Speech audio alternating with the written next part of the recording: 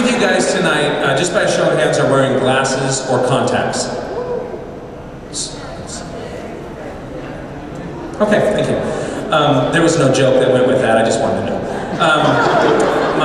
A few weeks ago, or actually now it's been a few months ago, because the last time I told this joke it was in August, so probably in May of 2011. I was at home, totally bored out of my mind all weekend long, all by myself, and I just thought I should clean the garage, but I ended up getting caught up in this project for like 2 hours where I'm just, cleaning, I'm at cleaning out that spot between the big toenail and the toe, and I found an old gym sock, a couple of raisins, and oddly enough, a Pez dispenser. But that's not why I was bummed out. I was bummed out because my wife wasn't there, and I like having her around. And she was actually gone. She was away attending a couple's marriage retreat. I had gotten her some nice stationery and a really nice pen to take some notes to come back to help me out. And I'm very passionate about my marriage. I love my wife, and I think it's pretty obvious considering I sign her up every year for these retreats. Here's a couple of things that were probably never heard in Adam and Eve's household. Dad, do you think sometimes that maybe you and me sometimes could get me a pet snake? Or, Adam, would you like to come in and try some of our freshly baked apple pie? Not funny, Eve, not funny. Or, does this leaf make me look fat? I thought it would be really cool to be back in the days when Adam and Eve were at the tail end of their life on Earth. And Adam and Eve would be sitting on their porch in a rocking chair, looking out in their fields at all of that family that they had been blessed with. And maybe Adam would turn to Eve and say something like, Eve, the Lord has done blessed us with a great family. We're looking at him out there playing and stuff. Look at Seth. I remember when he was just 335 years old. Now look at him, he's all grown up and matured into a fine man. Yeah, maybe something like that. So I decided to join the choir this last Christmas. I am not a singer, but a lot of churches don't have choirs anymore, but at Christmas they kind of form one with everybody volunteering, and I thought, yeah, I'll do it. I'll go in there. Besides, we have Dennis. And Dennis is in the bass section, and Dennis knows everything that was ever written about music, or the subject of music. Every vocal gymnastic that's ever been done, Dennis knows. And you know how I know that? Because he tells us all the time. So I decided to go in on our first night of rehearsal. That's when everybody gets, hey, welcome everybody, and we're going to warm up here and get ready for this Christmas celebration concert that we're going to do. And Dennis is standing right next to me. I don't know what I'm doing, so I thought, I guess I'm going to follow the expert because he knows what he's doing. But I don't want to do entirely what he does, so I'm going to do my own version. So I'm going to kind of act out what happened, but something like this. So the choir director is a man, but his name's Lucy Milovich. And he comes in, and no, I'm kidding. I just made that one up. That didn't make any sense. So anyway, Lou comes in.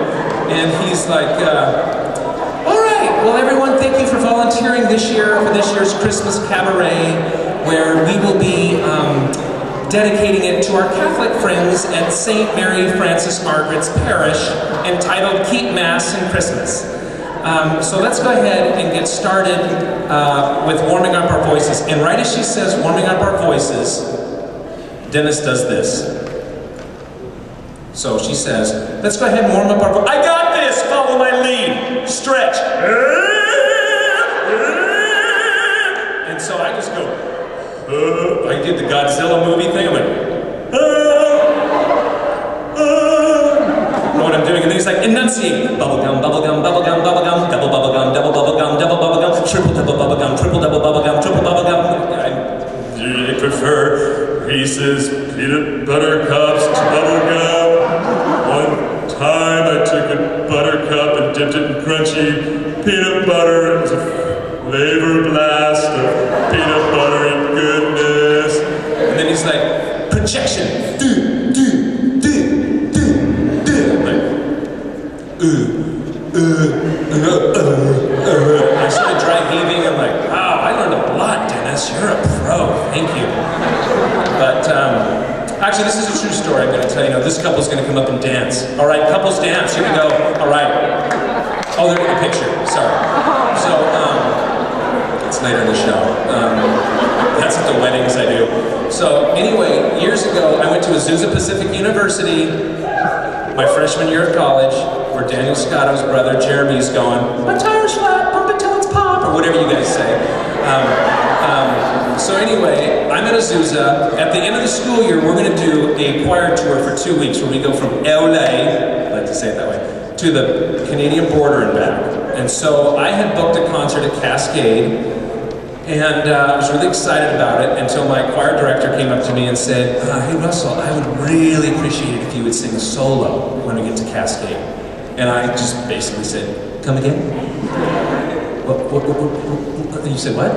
And so he said, I'd like you to sing a solo. I think it'd be good. These people you went to high school with, but I haven't sing a solo all year. It doesn't matter. We'll work on it. So I finally agreed. And we worked on it, and it was like, just over it, because I wanted it to be good. I didn't want to forget any words. I wanted it to be on pitch. I wanted it to come across like I've been doing this for years, because high school kids feel that college is a notch above when you're dealing with choir. I didn't want to blow it, and so I finally got it all just down pat. I came up to Cascade, and I was a freshman, so I graduated like 3 years earlier at Cascade. And so I got there, and I sang the solo, and it came off just perfectly. And so I haven't sung it since 1987, and I haven't practiced it either, but I'd like to sing it tonight if you guys, would you like to hear it? So here it goes, and then I'll kind of tell you what happened, but here it goes.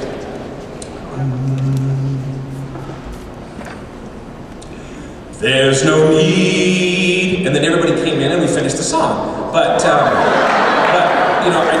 nailed it, and I was just elated, and I just thought, wow, I have never had this much excitement over accomplishing something like that. But it was the way I ended it. When the song was over, I was right in center stage, spotlight on me, Cascade Chapel, full house, packed out, my family, my parents, other people's parents. And I finished it like this. And I walked off the stage, out the door, and I walked 3 miles. And wait, hold on. Wow, it just comes right back. It's like I'm blowing my mind right now. There's like a wave of endorphins crashing over me. I mean, I'm just elated. Anyway, but that's how it happened, and it's fun. It's fun stuff.